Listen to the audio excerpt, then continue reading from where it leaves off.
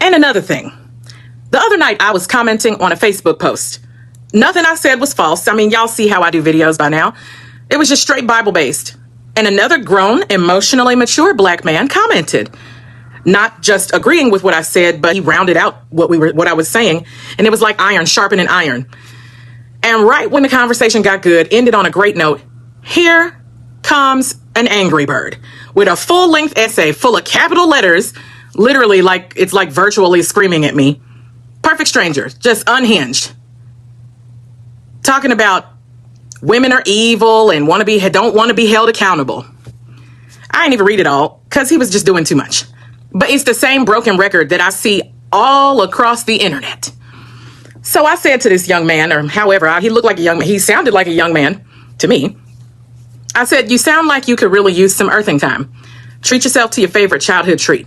And be sure to get in a good frolic on this upcoming Sabbath. Then I referred him to Google box breathing and other helpful DBT skills. That's dialectical behavior therapy for people who really have trouble with emotion regulation. I said, Google some DBT skills for the sake of everyone around you and for your own long-term health prognosis. That kind of anger will consume you, Also, in my link tree, I referred him to the link tree in my bio where he could find some great books for emotionally constipated black men. And I told him, you clearly have an untapped writing gift looking at this essay. So you would probably enjoy that journal, the Black Man's Journal that I have in my book list. I bet you would also write some 5-5 prayers like King David did. With all that rage, yeah. So, but I want to address the mindset behind that man because I am sick of it. I am sick to death of men who get amplified online for berating and verbally abusing, haranguing and harassing black women because this country has normalized treating all of us black people like alligator bait, but especially black women. Instead of the black men who are actually emotionally mature, accountable, and balanced that never go viral. The ones who use their logic and their emotion and their wise mind. The ones who hold themselves accountable for their own actions and also know how to share accountability, lovingly holding women accountable too. These men barely get seen. Barely. But this idea that women don't want to be held accountable? Poppycock! Like, ever since I was old enough to even think about boys, that's all I've ever been is held accountable. All I ever heard, especially in church, women are told to be accountable for men's sex drive, to keep them from whoremongering. It's always something we're supposed to do. It's what we wear, how we sit. You can't sit this way in a dress. You can't do nothing because you got on a dress, how we walk. So we don't make a man stumble. How we speak, everything we say, everything has always centered around men's frailty and their weakness and men's comfort. We're actually taught to be men's zookeepers, to take responsibility for everything concerning a man as if they are our children. You want me to be romantically attracted to a man who acts like my son. We're expected to control their sexual urges while also satisfying them. And then if they cheat, then somehow it's always our fault too. We must not have been doing enough. We get blamed for their refusal to control themselves. That's all it is. Literally, a refusal to control themselves. A fruit of the spirit is self-control. And it's not just in the church. It's everywhere in the black community. Even the way we talk is designed to protect men. We'll say, she got pregnant, instead of saying, he got her pregnant. It's always, she was assaulted, she was raped, but we conveniently don't mention by whom. It's always these fast girls, never these predatory men. Meanwhile, the adolescent brain isn't even fully developed until around age 23 to 25 years old. So if you really think a girl up to like 19, 20, 21 years old, and especially down further into 15 and 16-year-olds, knew what she was doing, then we can all assume that your 25 plus, 30 plus grown ass knew what you were doing too. You see how that works? I believe they say what's good for the goose is good for the gander. And by the way, 27% of teen pregnancies are caused by grown men. Yet those young women, those adolescent girls, are the ones left carrying all the so-called accountability that y'all claim we run from. We've been taking accountability for our stuff and yours for decades, probably even centuries. Matter of fact, that's how patriarchy stays alive, is by blaming everything on women.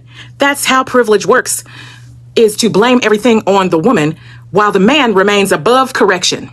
And so until men start sharing accountability, I really don't want to hear nothing y'all got to say about what women do wrong, because we hear it enough already from the men and the women. Matter of fact, it has been centuries, because y'all been doing this mess since the Garden of Eden. When y'all called Adam by name, not Eve, and asked where he was, Adam turned around and blamed the woman. The woman that he once called bone of his bones and flesh of his flesh. Now it's that woman you gave me. The same spirit is still rampant today. Still deflecting, still pointing fingers, still allergic to correction. You need to get that spirit up off you. Shoot. And you know what? A lot of what y'all are crying about online, it ain't nothing but the law of reaping and sowing.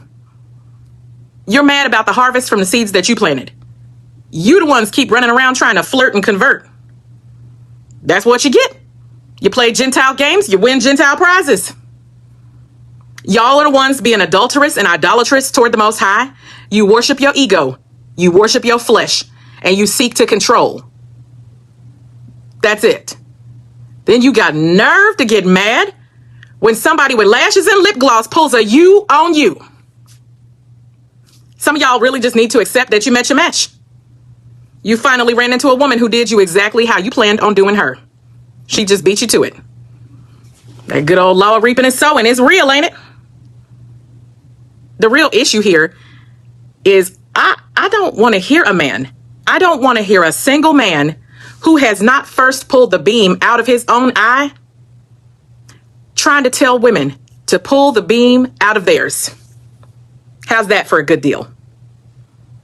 Because that's what y'all got backwards in this whole scenario, in this whole conversation. And quite frankly, accountability toward men is not popular content. The content that makes money is men and women out here telling women what to do, how to get a man, how to keep a man, how to please a man, how to cater to a man, and then how to protect yourself from all the predatory men that you're supposed to be trying to attract. Make this garbage make sense. Double-minded and unstable in all your ways. Shut up. Go pull the beam out of your own eye first. But the reason they don't talk to the men is because y'all don't want to do it. You don't listen. You've been told by patriarchy that there's nothing wrong with you. And these men are taught to think that they're entitled to a woman regardless of how trifling they behave. I'm sick of it. I am sick of it. Sick. This is exactly how you end up with men like Derrick Jackson. Hypocrites who go on teaching mostly the truth. They give pretty decent advice. They sound like they're calling out the trifling brothers and trying to help women protect themselves from men like themselves, though. They turn out to be the very predator that we needed protection from. I'm so over it. I am so freaking over it. Pull the beam out of your own eye first, so then you can see clearly to pull it out of a woman's.